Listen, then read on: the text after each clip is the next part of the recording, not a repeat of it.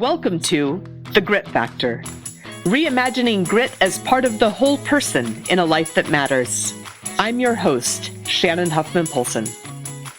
How would you think about, as a young leader or a leader maybe making a transition, maybe taking on a new relationship with a mentor, how would you suggest people look at that mentoring relationship and form it for success? That's a really good question, because I see it done all manner of ways, and that's okay, because mentoring should be organic, I think, and it should be something that works for both people. But I think that mentees should search out several mentors, not just one, and from different perspectives, and hopefully that don't look like them.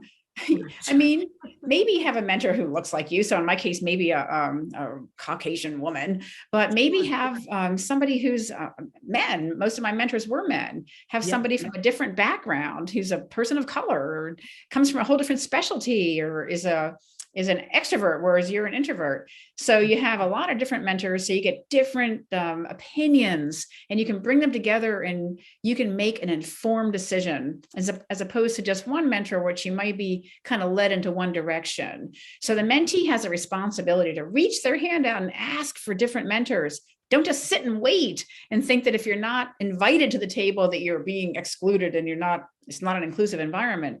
Right. A lot of problem with people who think their environment is not inclusive is they're not stretching their hand out to ask to be included and to make the first move. Maybe if you're one of the only women in a mostly man environment, maybe they don't really know how to treat you. So maybe you can break the ice, so to speak, and reach out your hand and ask for mentoring, or ask to be part of the group, ask to join the team.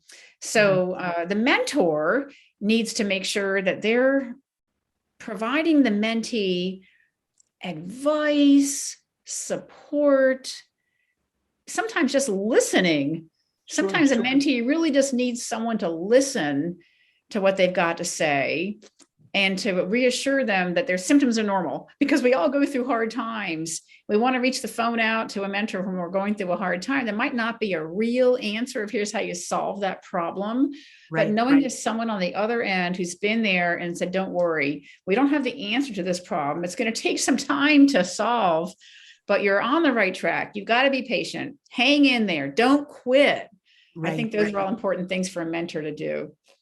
Those are wonderful words of wisdom and advice, and really important and helpful for people to understand that there does need to be some structure, a little bit of formality, and expectations that are set, perhaps maybe in advance of that relationship. Is that a fair way to say it? Yes, expectations are incredibly important on both sides. It should be a really good relationship, not just a casual encounter with a mentor.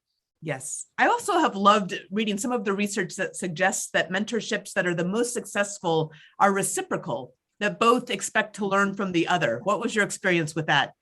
Oh my gosh, yes. I learned as much from my mentees as I did from my peers, maybe more. No, that's wonderful. But it's just such a rich concept that we all learn from each other. Absolutely. You can find Sandra at sandrastosz.com.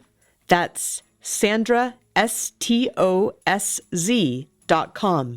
as well as on LinkedIn and Twitter.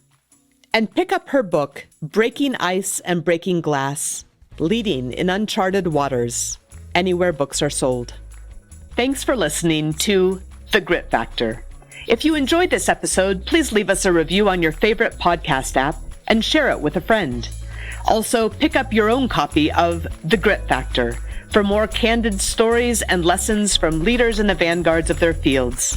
And invest in yourself and in your team with learning journeys in grit, leadership, purpose, and storytelling at thegritinstitute.com. Thanks for listening. I hope you'll join me for the next episode of The Grit Factor.